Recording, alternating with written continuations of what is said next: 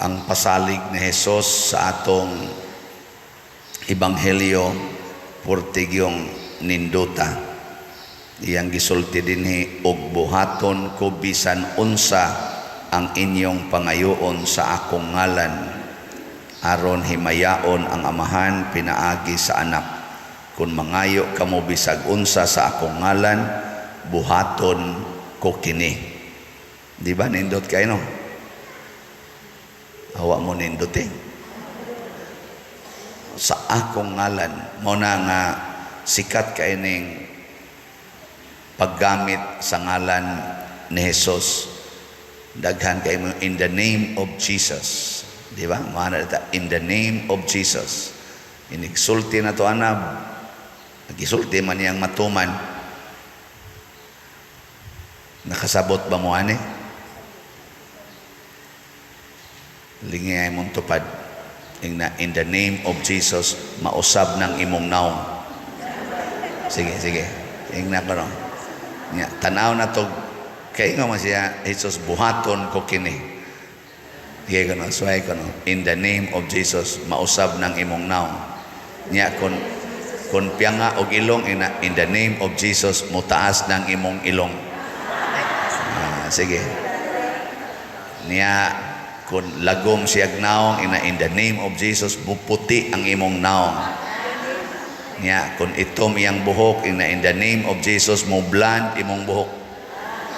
Niya, kung giuban, in the name of Jesus, muitom ng imong buhok. Mahitabo ba? Mahitabo? Posible ay, na mahitabo. Pero nga nung mura magdi mahitabo, ako sang inon, in the name of Jesus, mahurot ni kahalin ang slots. Ana, in the name of Jesus, mga. In the name of Jesus, mawa ning akong cancer. In the name of Jesus, man. Na stage 4 naman hinoon. In the name of Jesus, mahurot ni kabayad akong utang. Mahitabo? In the name of Jesus, muundang nis pagkapalahubog ang akong bana. Ang bana sad moingon sad, in the name of Jesus, muhunong sa giyaw-yaw ning akong asawa. In the name of Jesus, muhunong na unta og kaadik sa cellphone kining akong mga anak. Ningon sa mga anak, in the name of Jesus, hatagan ta kog load sa wifi. Lekin sa maridonggo na ning Jesus.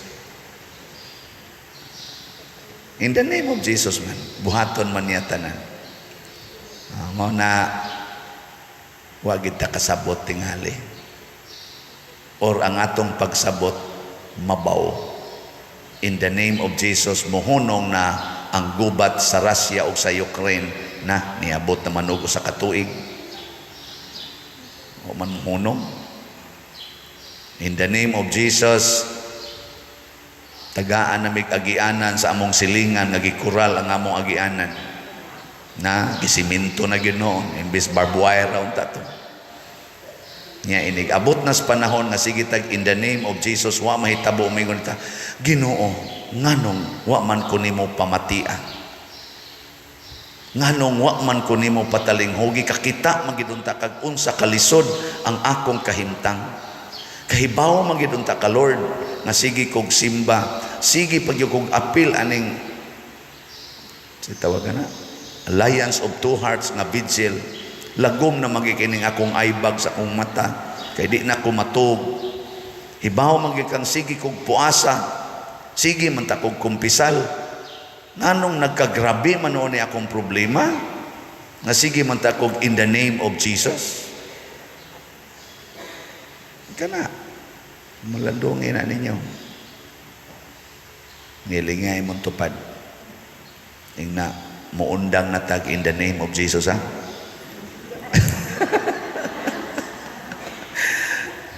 Stilan. Bitaw na malandong sa ko mga igsoon. Kay ako na biktima, biya sa ko aning panghuna-hunaa. Pagka-paralyze kis akong papa, September 1989, kaming tanang managsuon, nag-serve sa simbahan, Legion of Mary Choir. Labi nagyog ko, si Papa porting buutana, bisag latuson pang mama di gyud mo sukol, nagatiman among tanan panguma nya di man unta siya tambok, wa sad magsigi kaog tambok, na stroke naman hinuon, half body paralyzed. Nakaingon jud ko, in the name of Jesus, maayo ni akong papa. Motong therapy gyud, therapy.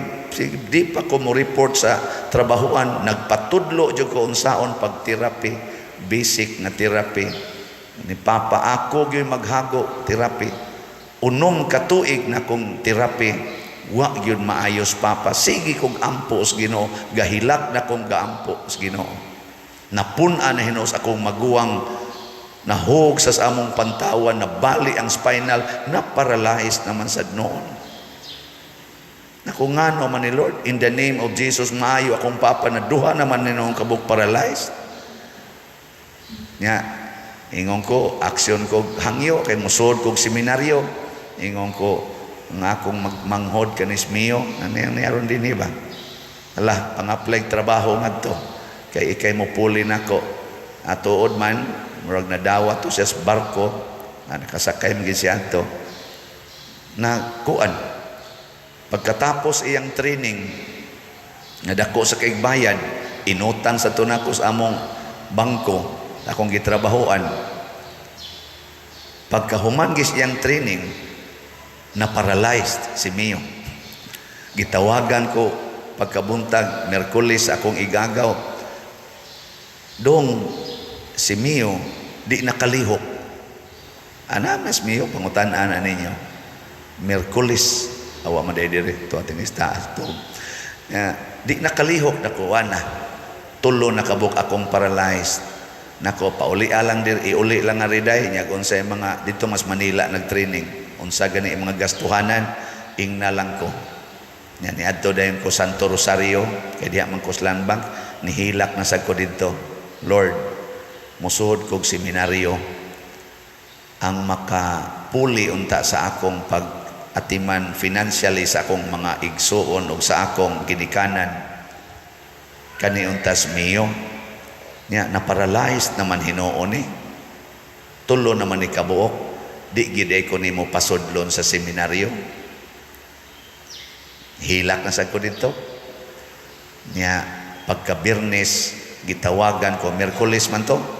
Pagka Biyernes gitawagan ko niingon ang akong igagaw, dong si Mio naayo na, makalakaw na.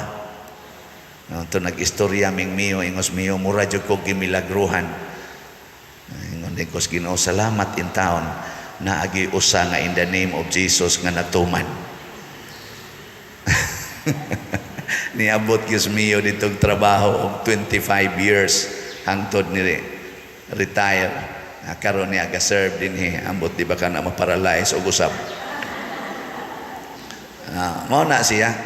Nganong katong akong papa, akong igsuon, si Pedro, nganong wa man katudunggan og wa man ihatag, gidungog man gito pero wa gihatag. Nganong pagampo nako sa akong manghod og nagampo sa dang akong manghod for sure gihatag man. Karon ko nakaamgo sa akong pagpamalandong niining ebanghelyo haba karon. Ako maning gibalikan. Ningon ko, mao di ay kay ang ngalan nga Hesus, ang meaning anang ngalan ni Hesus, ang Ginoo nagluwas or kaluwasan. Kung mangayo ganitag butang nga tan-aw sa Ginoo dili para sa kaluwasan, di niya ihatag. Nya kung ihatag man gyud, dili ang Ginoo mo'y naghatag ana, ang yawa. Kanang pagkapari, mubiya ko sa akong opisina, sa akong trabaho, mubuwag ko sa akong uyab, din ako mudayon og minyo, mubiya ko sa akong ginikanan, mga pamilya, aron musud sa seminaryo, para ba nas kaluwasan o dili? Mo tong gihatag sa Ginoo. Pero katong pagpangayo nako, maayo si Papa, maayo si Pedro, para raman to sa akong kaugalingon, para dili ko mabugatan. Wa gihatag. Unsa man dining kaluwasan, tan-aw na tong kinabuhi ni Hesus ug sa mga apostoles. Unsa man ang kaluwasan? Sa unang pagbasa, gilutos sila si Pablo, gisalikway sa mga tao. Pero nipadayon sila nga malipayon sa pagsabwag sa maayong balita ngadto sa laing dapit, namiya sila sa ilang dapit. Unsam din ang kaluwasan? Kaayuhan sa kalag. Number 1 gina, basta makaayo sa kalag, dili sa lawas. Muna sila si San Pablo, andam silang mamatay, gani gipatay gid sila sa ilang lawasnong kinabuhi. Si Jesus padayon gyapog sangyaw, tulura ka tuig siging sangyaw, 33 anyos, gipatay ang iyang lawas, gibitay sa cross, okay lang. Kaya ang kaluwasan di ay para gyus kalag. Pagpangayo na ko sa Ginoo nga maayo unta si Mio akong manghod aron makatrabaho, aron makadayon kog suod sa seminaryo, ningon tong Ginoo, wa man ka mangayo para sa imong kaugalingon, para mantingalin ni taga San Vicente Ferrer. Nangayo ko ani kuan August or September, August 1984 o 1994. Karon unsa marong pitsaha? Unsa rong tuiga?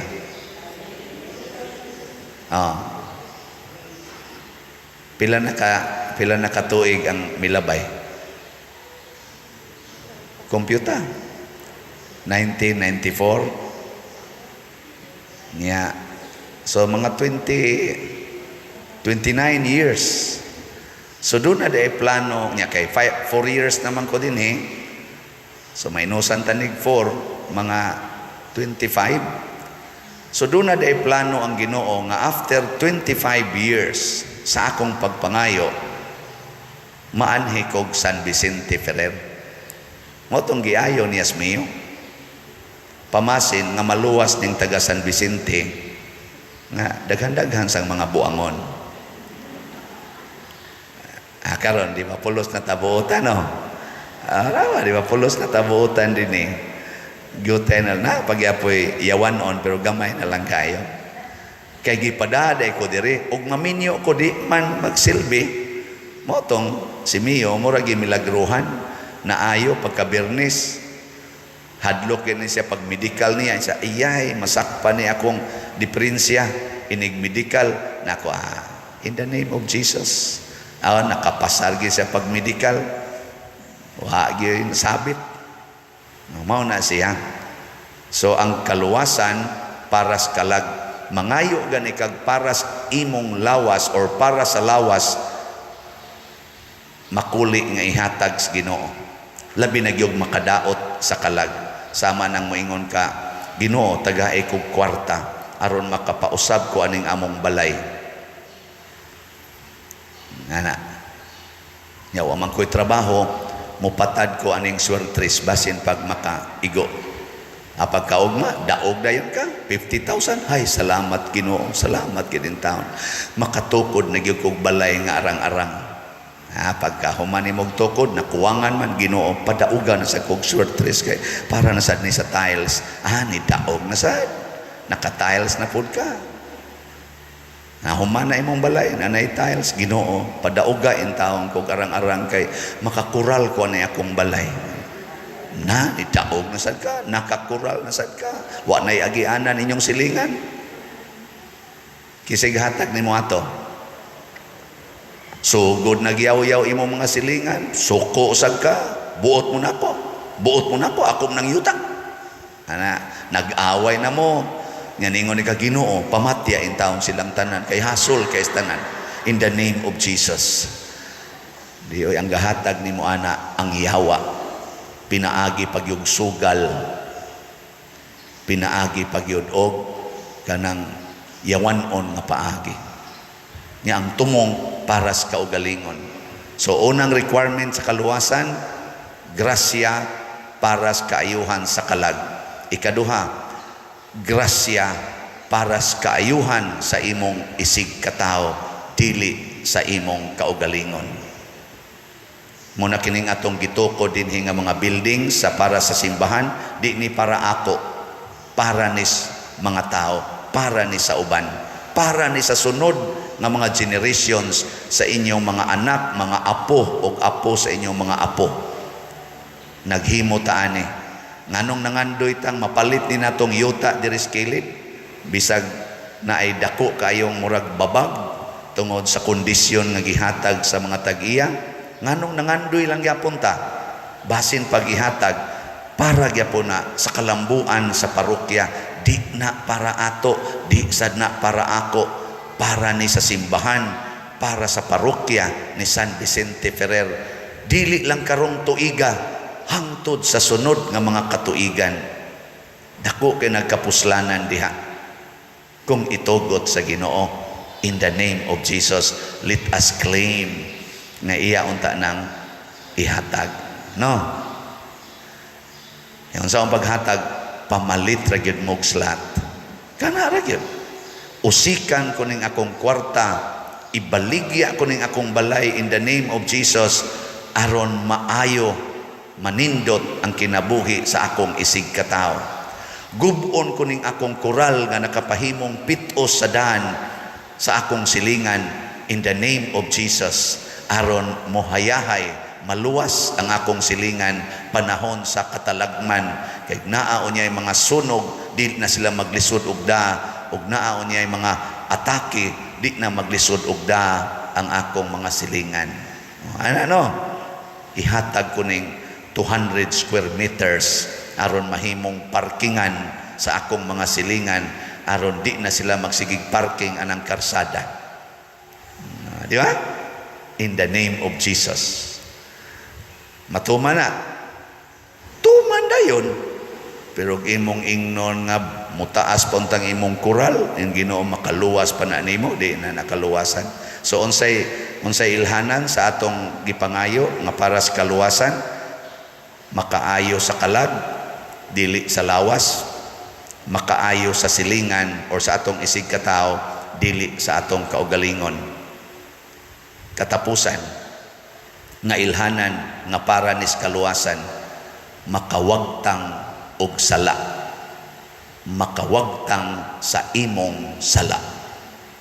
Maura ginay para sa kaugalingon nga mawagtang unta ang akong sala, sala sa kadao, sala sa kasina sama ning mga Hudiyo karon, sala sa pagsigig pamakak, sala nining kalaway, mangayo kag kwarta, mangayog trabaho nga nindot, maka-abroad aron lang mga bit didto, aron lang magkabit-kabit kay nanay kwarta, aron makaadto ana mga KTV bars, ni makasud-ong ana mga babae diha in taong gasayaw-sayaw nga kuno wa nay sinina o makukita ana kausaraman. Maunay pangayoon nimong kwarta aron makapamalit anang sakyanan unya iparking sa karsada nga wa na hinoy agianan ang silingan, di na makaluwas. Mahunong unta ng atong kadaw. Maunay pangayoon. Sige, lingay mong tupad. In the name of Jesus.